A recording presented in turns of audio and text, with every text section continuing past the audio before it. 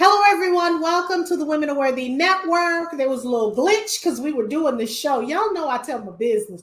Doing the show and the live didn't go on. So now we want to welcome everyone for tuning in. Let me take care of housekeeping. If you want to join our tribe, y'all know what I say. You must subscribe. Please like, click, share, comment in this. Now, y'all know I get excited. I get excited when I have people like such as myself who are into holistic, plant-based, and just wanting us to live a better life. So today joining us, y'all, look, y'all know how I get when I get these truth seekers on the show. We have the one and only Remson, and his handle page is Try by Noire. So you please follow, like, click, and share. You guys got to follow him. Go to his page and follow him. So again, I want to thank you, Remson, for being on the show. Thank you for being patient with me. Yeah, And sure. I want to say I'm so proud of everything that you're doing. Your page is phenomenal. Your content is phenomenal. So tell us, we talked about you worked at Bally's, and y'all, New Yorker, okay? New Yorker. So you worked at Bally's, you wanted to figure out how to help people. So take us back there if you don't mind. Yeah, so basically, I've always been oriented around teaching. Even when I was a child, right? My mom was like, "Oh, I have a feeling he's going to grow up to be a teacher," right? I chose coaching. So officially started in Bally Total Fitness as a personal trainer, got certified.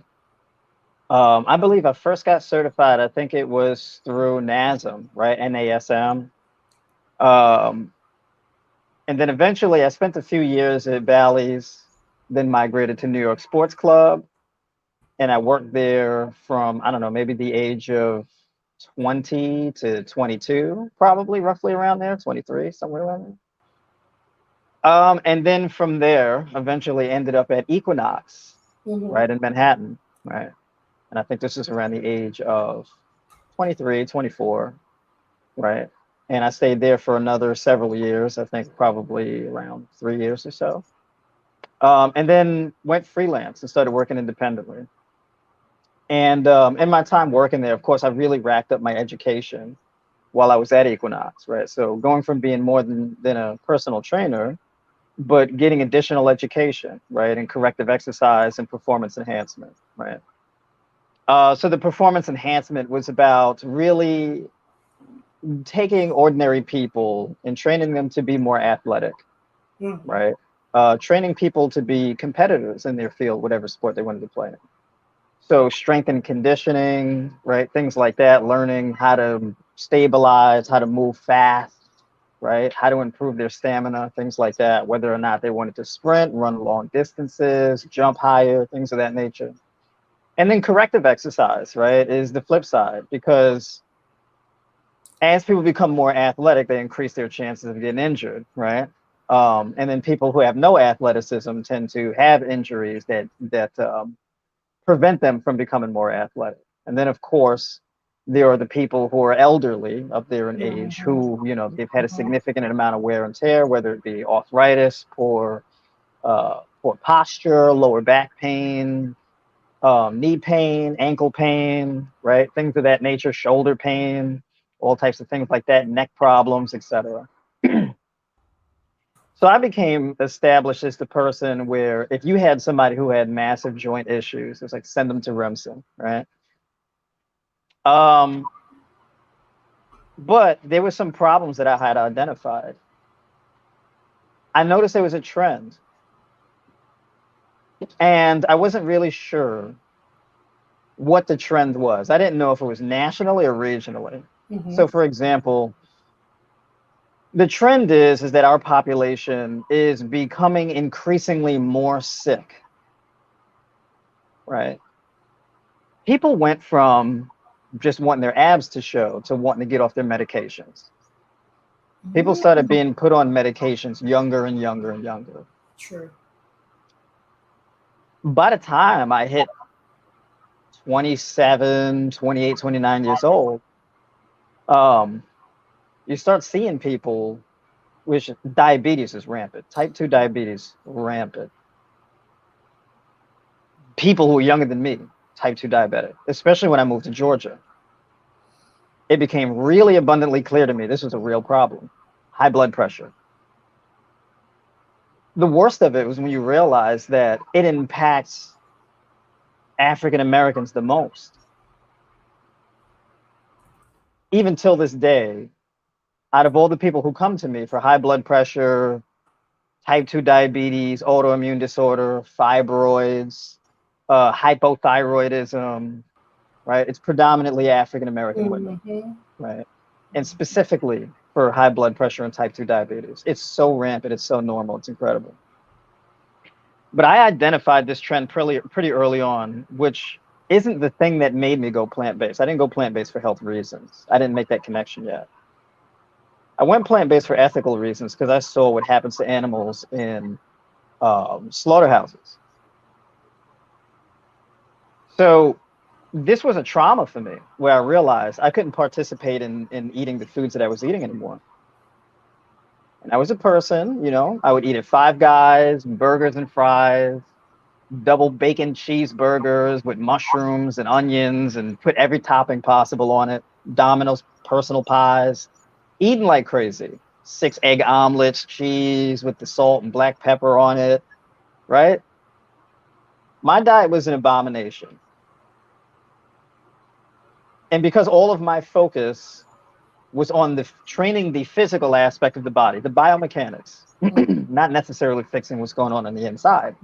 Because, you know, you work as a personal trainer, you're obligated to, you know, train people in the gym, not really in the kitchen and show people what to eat necessarily. That's outside the wheelhouse. When I went plant-based, I went plant-based for ethical reasons, but that's when I realized if I'm going to eat plant-based, I can't continue to write diet plans and advise people on what to eat in a way that's not plant-based. If I'm going to continue as a coach, I have to practice what I preach, and I can't have a separate, completely different thing than I do from the people who I work with, or my clients, right? So I had to do a lot of education. So I got my certification through, you know, my certification through NASM. I also got certified in ACE, etc., right? But you can do continuing education courses and get certified in plant-based nutrition as well. I did that. That's step number 1, right?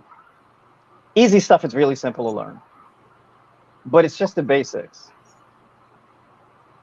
I had to do a lot of independent research. So I've been doing this I've been plant-based. I've been a plant-based coach for I think this is going to be my 8th year now. So for the entire 8 years, I engage in daily research, right? So you have to learn how to read scientific papers and things like that, read population studies, right? Understand epidemiology, know what to even look for. It gets complex. And a lot of this stuff is not taught in institutions, right? So I know a lot of stuff that doctors don't know, and doctors will come to me for help. And this is all stuff that I expected doctors to know, but they don't because they're institutionalized. And this is the stuff that you have to step outside of the institutions in order to learn. So our nutritional science, it's a bit perverted, it's skewed. And the reason for that is because culture overrides science when it comes to nutrition, right? I give you an example. So one of the things for that is a keto diet. You got to cut out all of your carbohydrates. Carbs are bad, right? Have a nice fatty diet. So people who are keto advocates, they'll say, yeah, eat more butter and bacon and eggs and cheese. You know, all the stuff that Americans already eat. Yeah, eat more of that stuff, but cut the carbs. This is very irrational. You understand the average makeup of the American diet. You understand they're already eating these things. These things are not health foods. So why are people telling them, oh, you just have to eat more of those things? If they're not health foods, what would change? It's irrational. It doesn't make sense. But keto pushes a scientific thing, some type of scientific, durable diet breakthrough. A lot of people, unfortunately, have come to realize this the hard way. And then they come to me. And they learn that we are culturally omnivorous, but biologically herbivorous. Right? So the culture is very slanted in this kind of way where people realize when I put them on a diet plan, they actually learn for the first time how to have a human diet. Well, I want to interject because here's the thing that I love about this. I'm so glad when I'm hearing people are coming over to the plant-based lifestyle. And most of you, majority of you know that I'm Jamaican and Cuban. So this whole plant-based that people call plant-based, like the Rastas in my country, we call it Aita. So that's what this is, right? The plant-based, but we call it Aito food. And I remember for years, no one understood it. They didn't, it was just crazy.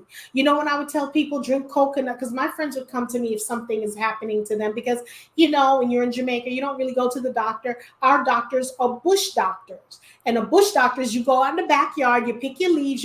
So I find it so ironic when I hear people talking about white paper and this and that and that. And I'm like, I'm just looking at folks and I'm like, finally coming around. Then you see the stores, the restaurants like the Burger King and the McDonald's, because it's over $1 billion money wise, everybody's switching to the Impossible Burger, the whatever burgers, and they think that's it's healthy vegan foods and stuff like that. So I find it amazing now that people are finally drinking coconut milk.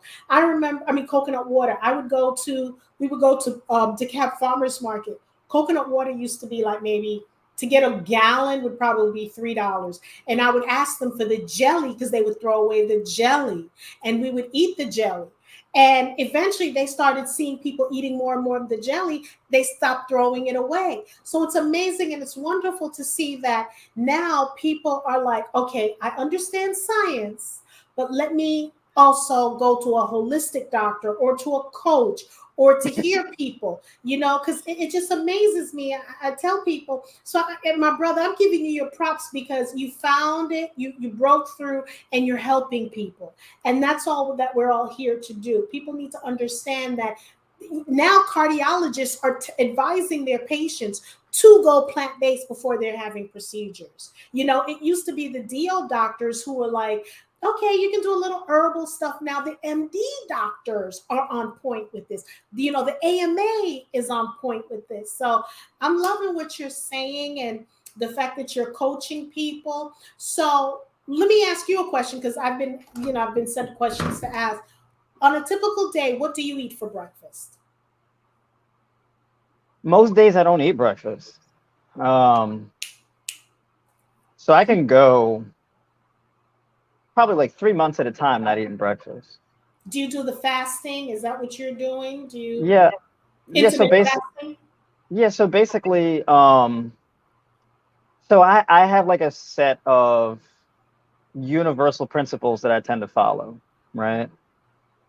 So before I get into that, it'll make sense in this regard. I don't know if you've heard of this quote before, but one thing my dad used to tell me as a kid, he would say, the only time play comes before work is in the dictionary, right? Mm-hmm. Well, to me, the only time food comes before work is culturally in our society with eating breakfast, but that's not natural, right? What did human beings do before they had pantries and refrigerators? You couldn't just wake up and just sit down and eat. You had to go work for your food, right? You had to learn how to climb a tree. Either that or you got to wait for it to become so ripe that it just falls to the ground, right? You got to go out. You got to get your morning walk in. You got to cultivate the land, right? You got to go and get fresh water. There's things that you had to do first, so you couldn't just wake up and just stuff your face and then go eat. Mm-hmm. And so I follow that law, and it tends to work, right? If you get an average 8 hours of sleep at night, right, you've just fasted for 8 hours. You tack on an additional 4 hours of labor when you get up in the morning. You wake up, you stretch, you move around, you meditate, right? You exercise, you get your walk in and whatnot, and then 4 hours later, it's time to eat, right? So you're 12 hours into a fast. You can stretch it a bit further than that and start eating at 12. But there really is no evidence that shows that we actually really need to wake up and eat breakfast. It's not really true. True. Facts. You got to wake up and get hydrated, right? But you don't really need to wake up and eat. And in fact, waking up and first thing you do is eating, that can actually be dehydrating. And dehydration is one of the roots of people's illnesses. Most of the foods that people eat are dehydrating, mm-hmm. Mm-hmm. Right? So you know, if you go and you study human history and anthropology, in particular, the way that African people eat, or indigenous American people eat, or Asian people eat, is a pattern. You wake up, you have your tea, your water and stuff first, and then you know, you have a big serving of fruits and vegetables, and then at night you have a stew, right?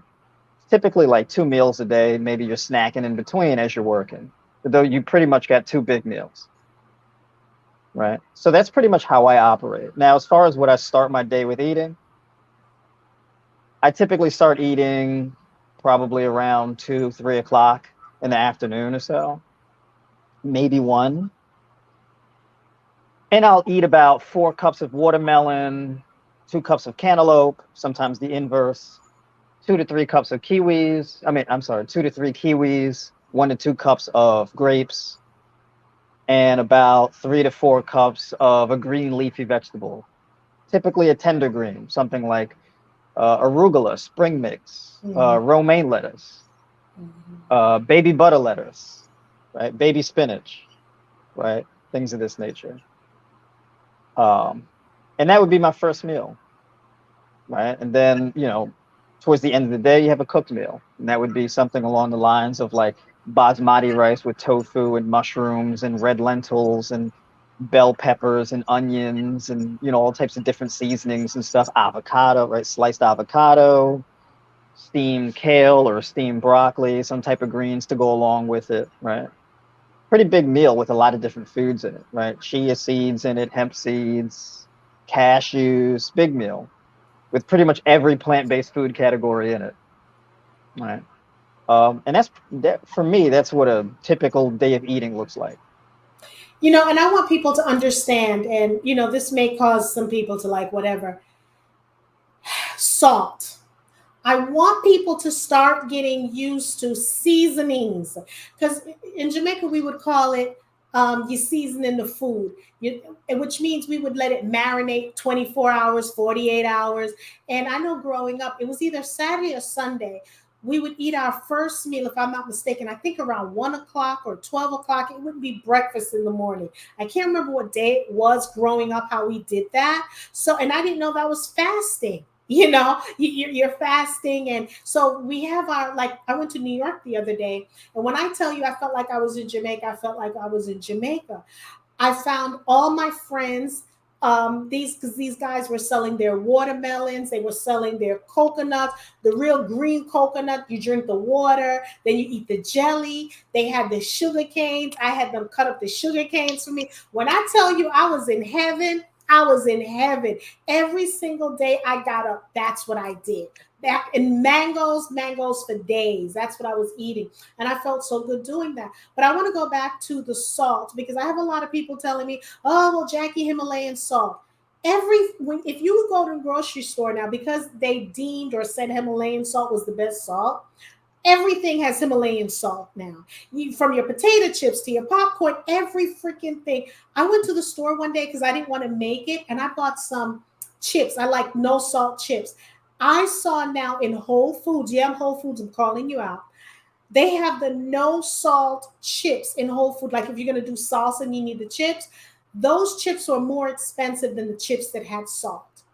Make that make sense to me. I have no idea why they're doing that. So I do tell people, like, if they have to, you know, if you season your food well, you don't have to use salt. But if you absolutely must, just use a little bit of Celtic salt if you have to, because that has all the minerals. But I am not advocate. I'm not a salt person. We don't have salt in our house. I don't care if it's black salt. I'm not doing it. But since we have the propensity of having high blood pressure in the African American community, and before they eat, they still want to put salt on the foods, you know, French fries, salt, you know. So I just wanted to put that out there, because when I hear the word salt, I cringe. I cringe when I hear or see salt at all on a table or whatever. So I just wanted to put that out there, that I'm What just. Here's the interesting thing about salt. So one of the things that's very important to know about nutrition, the quantity isn't the thing that really matters, it's proportion. So to every nutrient that you find in the human diet, there's a counterbalance to it. Mm-hmm. The reason why salt would be a problem for a person is if their diet lacks potassium and magnesium, That's right. That's right. right? Mm-hmm. Mm-hmm. You can add salt to your food and it can be really problematic or it can be beneficial. It really depends on what you're eating before you add that salt to your food and how much salt you're actually adding in comparison to how much potassium you're getting from your food. So you brought up coconut water. Now, coconut water is a very rich source of vitamin C, B vitamins, vitamin E, and potassium, Mm-hmm. right? If you're drinking that, you're not really going to have salt as an issue unless you're just using a lot of it, right? And the only way to really do that, the salt that people add to their food manually from like, like a salt shaker, that's not really the problem. The problem is the processed foods that already have the preservatives in them. It is, but the salt that they're using from the salt shaker is also stripped salt. So it's not like they're getting, the real salt that if you're gonna use salt. But I want people to, for me, I would like, because I'm agreeing with what you're saying, but I also want people to understand, learn to season your foods. Because if you learn to season your foods well, you don't have to, if you need to put salt, because I've seen a lot of people will eat, but before they eat, they put salt on the food After already seasoning it. without Yeah. even tasting the food. Yeah. And I never Yeah. understood, why do you do that? Taste the food first, and then you have things like ketchup, that has a lot of sugars and a lot of things, because you're seasoning with salt, and then you're using these Worcestershire sauce, the soy sauce. That's what I'm talking It's about. already Because, have salt in it. right, Yeah. they don't just add. That's what I want people to be careful Right. of, their sodium intake, because Right. again, if you cannot drink too much coconut water, because coconut water is good for also helping lower your blood pressure. If you drink too much, you can bottom out your blood pressure. So too much, you can't do too much of a good thing in as well. But I Right. just want people. That's why I'm doing my juicing show and cooking show, because I want people to see you can season stuff with great stuff, with lemon, lime, and you can. I can go on and on, but this is And the your funny show. thing is that the better you season your food, the less salt you have to add to it. Thank you. I Yeah. don't have salt in my house at all. I have no salt. And sometimes I'll make like the vegan sushi. And when I do that, I don't use soy sauce. I rather use amino acids. And there's some that have high sodium in it, but I like the coconut amino acids Coconut that has aminos. Yeah. lower sodium in it, and depends on the brand and this. So it's a lot of people, it's a lot of work. But in the long run, you're not going to end up in the hospital, prematurely. I mean, something else may happen, but I want people to understand, understand your seasoning, understand the labels of the stuff that you're buying. I have a girlfriend, her son loves a particular burger that's out there that's vegan, a particular burger. We're not going to say the name or the brand. Now, he is 13 years old. He has high blood pressure. That's Oh all he'll wow. eat. The food, it's greasy. She buys him French fries, and the French fries that he purchases, he asks for salt. It comes salted. Now, Remson, I'm gonna keep it real. Once in a while, I like to go to Chick-fil-A for their French fries. Once in a while, but this is what I do when I go to Chick-fil-A. I learned the lesson. I want fresh fries. They're like, "What's fresh fries?" Majority of them know, but the ones that don't, fresh fries is you got to put it in a whole new different oil, and it does not have salt in it. So it's no fries. So that's occasionally if I feel like I don't want to do it at home in my air fryer or in the oven, if I just want to treat myself, as I would call it. So there's so many things that we can do, but I love your aesthetic on your IG page, because it's like, look, I'm coming over because you're gonna make some food for me. That's how I feel. When I look at your page, it's so calming. So I want to let you know that as well. It's calming, it's relaxing, it's soothing. You're doing the damn thing, Remson. You're doing the damn thing. Well, yeah, I appreciate that. And I mean, there's some psychology to it too, because basically that's my way of kind of speaking to the subconscious mind of people. It's There are things that we all collectively believe in. that we know are natural. Sunlight, the color green, fruit, nature. These things intuitively speak to us, right? Even in ways that words may not even necessarily be able to. It's like an ancient language, right? We just, within every fiber of our being, right? Water, running water, waterfalls, colors, right? Um, and so these things really speak to us. And what I realize that we need is we need a cultural shift,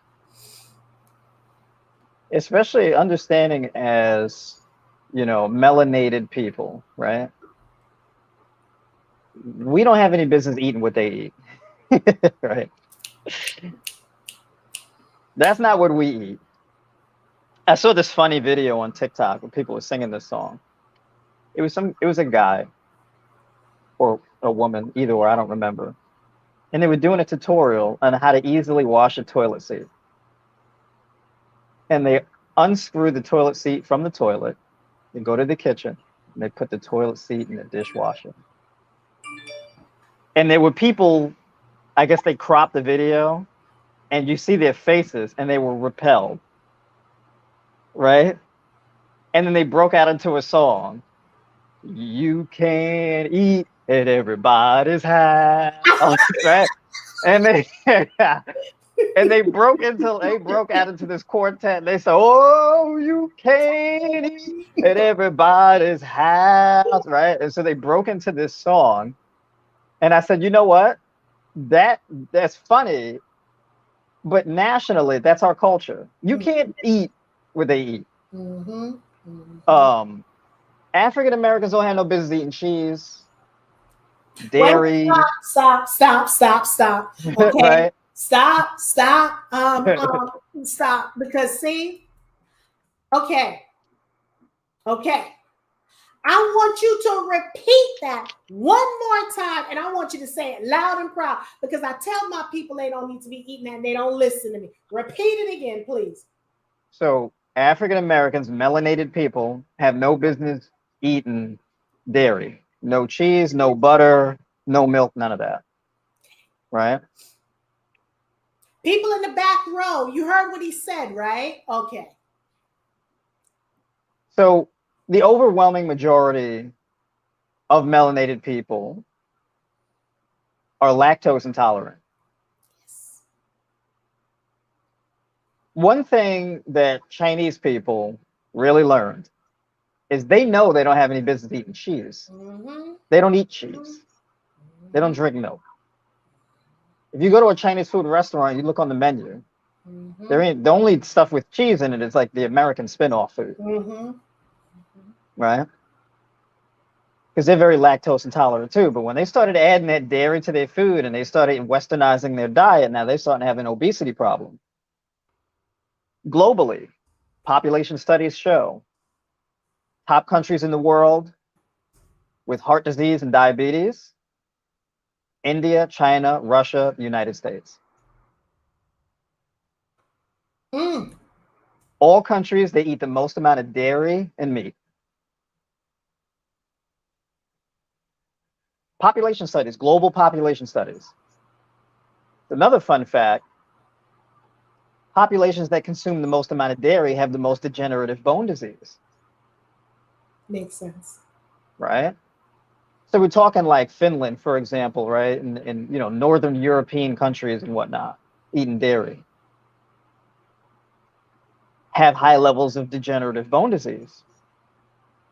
So people always assume like, oh, well, how is it that people have all of this bone disease and whatnot? I drink dairy. I'm getting plenty of calcium. It's not the calcium that builds the bone. Jesus. I love you right now. Preach it, because I've been saying it. Preach it.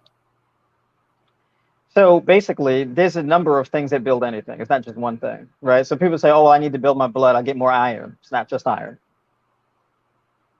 The thing is that the same thing that builds iron, that builds red blood cells, or just builds your blood in general, is the same thing that builds your bones, right? So we're talking calcium, magnesium, copper, zinc, right? And we're talking vitamin C and various amino acids, collagen being the predominant one, right? And the same stuff that makes your red blood cells also makes your bone marrow, and that's stored at the core of your bones. Now, if you get an excess amount of calcium in disproportion to your to the amount of magnesium you get, right? All you do is you increase your risk of having stones, right? Gallbladder stones, kidney stones, atherosclerotic plaque, right? And calcium is a key ingredient of that, of the atherosclerotic plaque. When I say atherosclerotic plaque, I'm talking about the plaque buildup in arteries, right? So the plaque buildup in arteries, the scientific term for it is atherosclerosis, right? The plaque is called atherosclerotic plaque. Now, people who watch the show, they're probably familiar with Dr. Sebi. Dr. Sebi is big on stressing alkalinity in a diet and why it's so important. Most people who have an interest in having an alkaline diet or following an alkaline protocol really don't understand how pH scales work. So I have this conversation with people all the time. So basically, you have a scale. So on one end of the scale, you have acid. On the other end of the scale, you have alkaline, right? Almost like a battery, right? Duracell batteries. It's an alkaline battery. So if you want positive energy, you need alkalinity, right? When the battery is depleted, the only thing that's left over is acid. So if you ever seen a battery that has no juice in it and it's expired, you'll see that white film. That's the acid, right? That's the byproduct of energy expenditure. That same thing happens in the human body if your pH balance is off. Now that acid is toxic, whether it comes from the battery or it's mounting inside your body, same thing. You build up enough of that acid, you're going to have degenerative bone disease. You're going to have gout. You're going to have acid reflux, right? GERD, these type of things. In order for your body to rebalance your pH level, it needs a buffer. It needs something to neutralize the excess acid to restabilize your pH balance. So your pH is on a scale from 0 to 14. You should be somewhere in between like a 7.4 and a 7.6, somewhere around there, right? And you slide back and forth around the sevens. Once you start to dip too close to a 6.9 or so, that's where illness starts. Your body has to respond. So what happens is your body will then break down calcium. It will pull calcium from your muscle tissue and your bone and put it into your bloodstream in order to alkalize your bloodstream, right? When your body does this enough, this is where the degenerative bone disease comes from. So a lot of people who also have bone disease issues, they also will have muscle fatigue, twitches.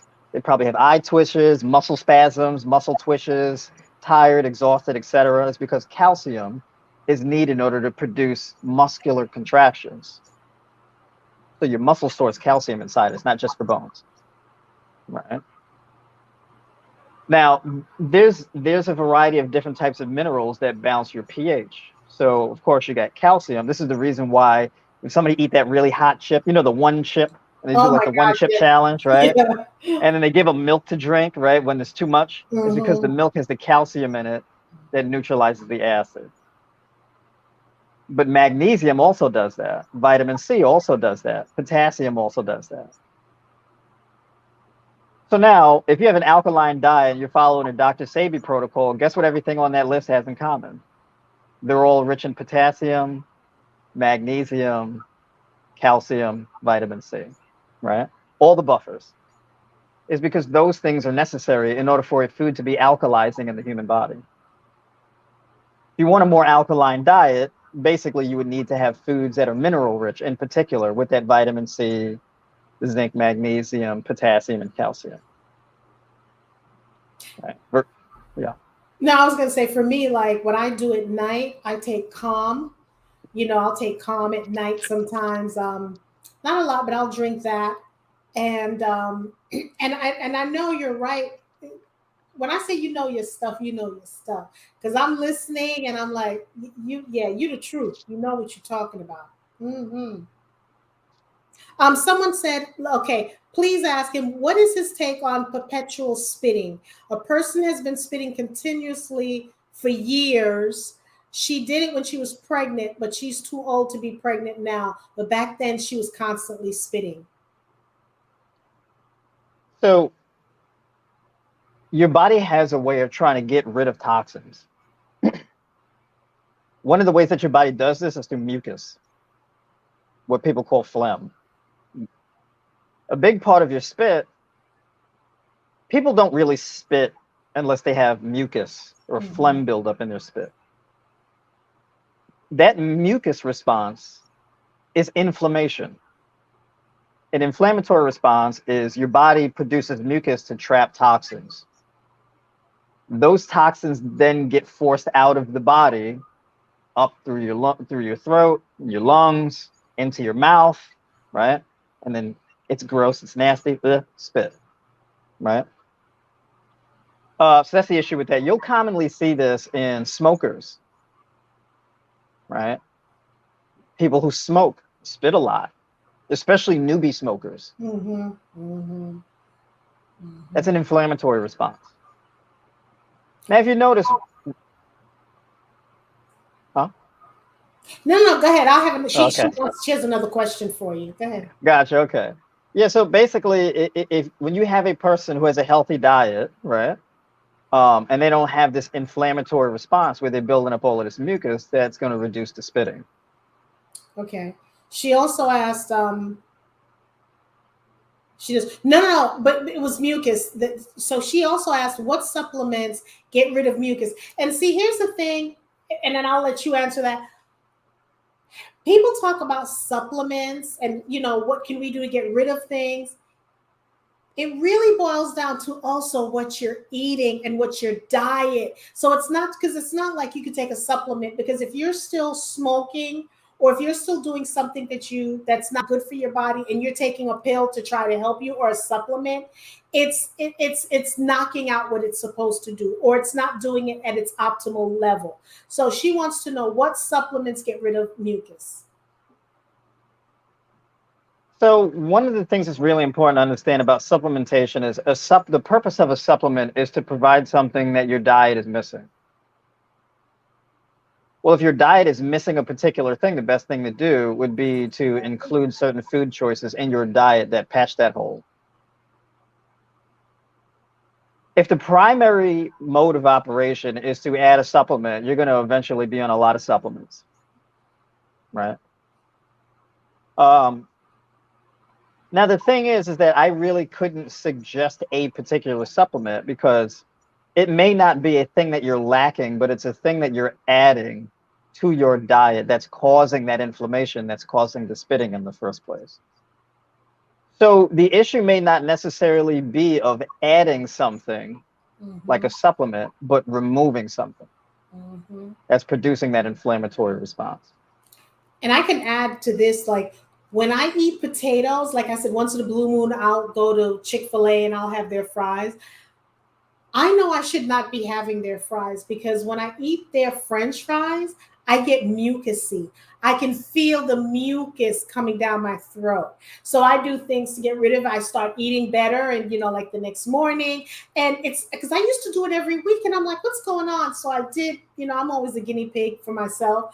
And I'm like, it's definitely, the oils and then it's also too, like when you boil pasta, like I can't eat regular pasta, because I tell people the gluten from that pasta, it produces mucus for me. So I can't have that pasta. I have to have either chick pasta or something else, or just use zucchini as a pasta. But to use regular flour pasta, when it boils, when I see that thing, and if I eat it, it just does that for me. So I know I can't have regular pasta. I know white potatoes is not my friend at all. The starch and it's just not my friend. So if I have sweet potato fries, or if I have, and I put it in the air fryer, because I don't do a lot of frying, except, like I said, if I go to Chick-fil-A, or if I do the yams, instead of having French fries, what I have now, what I prefer is the Japanese yams. I love that. I love them. It's filling, it's nutritional. And here's the thing about going plant-based, and I think you can agree. When you go plant-based, there's so much fruits and vegetables that you haven't discovered from different cultures. from Jamaica, we eat everything. There isn't like something you can produce to us that we don't know. We may call it something different, because now the new phase is jackfruit. When we've been eating that for years. So now it's the new thing that people are using as, meat supplements or whatever, the fake meat supplements or whatever. So how can people get in touch with you? If someone's on here, and I'm telling you, ladies and gentlemen, I mean, check him out as a coach. How can they get in contact with you to coach them, or what do they need to do? Yeah, so basically, so my handle straight across all of my social media platforms is at Tribe by Noir, right in my name there. And actually, my email address is remson@tribebynoir.com, right? But in particular, I'm most active on Instagram and TikTok primarily, right? So you can follow me on Instagram or TikTok at Tribe by Noir. And in my bio, I have a link. It's a link tree, right?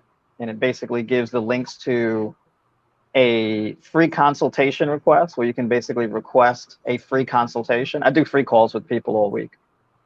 Um, you can sign up for personalized coaching. You can sign up to be a Tribe by Noir member and get access to all of my courses, recipes, grocery lists, all of that type of stuff, right? Training exercises, training plans, video series, etc. Right? There's like a whole plethora of educational content on there, right? And then access to my YouTube channel and things of that nature, right? But as far as speaking to me personally, the best option is to request a consultation, right? And so basically, you request a consultation. You ask you answer a handful of short questions just to give me some data, so to prep for the call. And then once you submit your answers to that question, you'll just be able to pick your day and time and when you would like to hop on the call. So I do my calls through Google Meet. So basically, once you pick your day and time and that's confirmed, you'll get an email to the email address that you used in order to sign up for the consultation request. And so from that, you'll get a link to the Google Meet call. So all you'd have to do is just join at that time. And then we got 60 minutes to chat. Well, okay, I'm all about supporting people. So I want everyone on here to please support him. And I'm telling you, your health is your wealth. We buy the nails, we buy the weaves, we buy the this, we buy the that, and we have high deductibles nowadays. So why Right. not invest in yourself? Invest in yourself. I don't care how much it is, invest in yourself, because at the end of the day, it doesn't make sense if you're in the hospital and you could have gone a consultation. I'm not saying he's here to cure, but I'm telling you he's here to help. I've been stalking him, which he doesn't know. I'm been stalking him. So if the police is watching. Look, it's a healthy stalking, and he knows his stuff. So I'm pleading with you, please, because what I'd like to do with this platform that I have, we're here to help people. So whether it's spiritually, mentally, emotionally, physically, that's what we're here to do. And I'm telling you, plant-based is the way to go. If you don't want to do it 7 days out of the week, at least try a meatless Monday. At least try, because I'm telling you, it's because I don't want you to do plant-based where you're running to the burgers and you're getting the Beyond Burgers and all that kind of stuff every single day, and you're making French fries and then you're saying, oh, I'm vegan. No, because that's processed foods. It does take time, but when you're cooking your stuff regularly anyway, it takes time. So invest in your family's wealth and health as well. Start doing it. I'm telling you, the foods are amazing. Veggies. And what I don't want to hear, I'm sick of hearing this. Being plant-based or being vegan is expensive. Well, when you take a trip to the damn ER, isn't that expensive?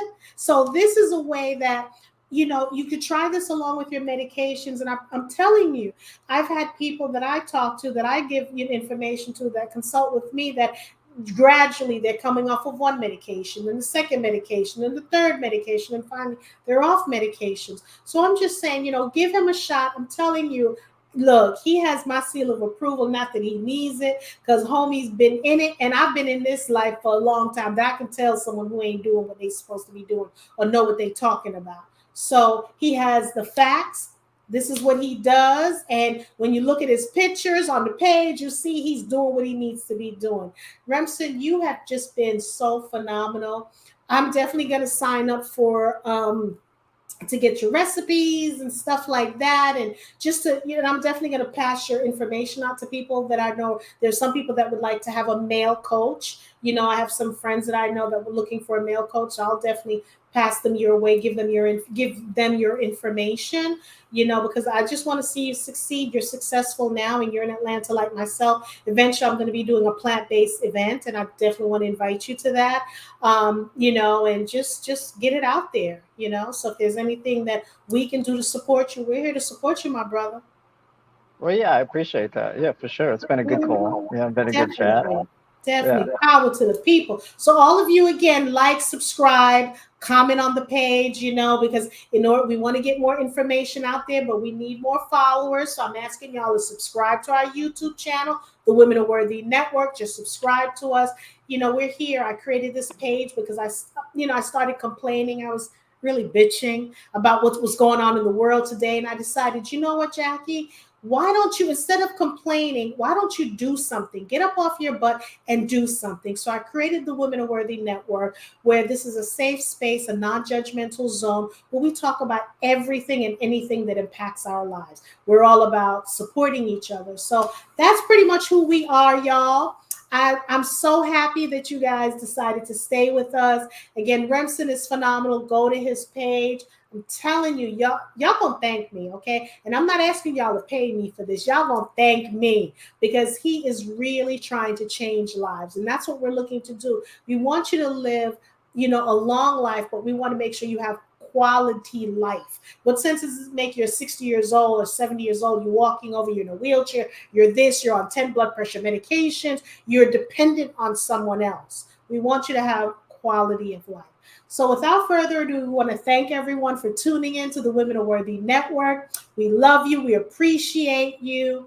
Remson, you've been an absolute doll. Thank you, thank you, thank you for all the goodness and positive energy you're putting out in the world. Let us know if we need to help you with anything. We're here.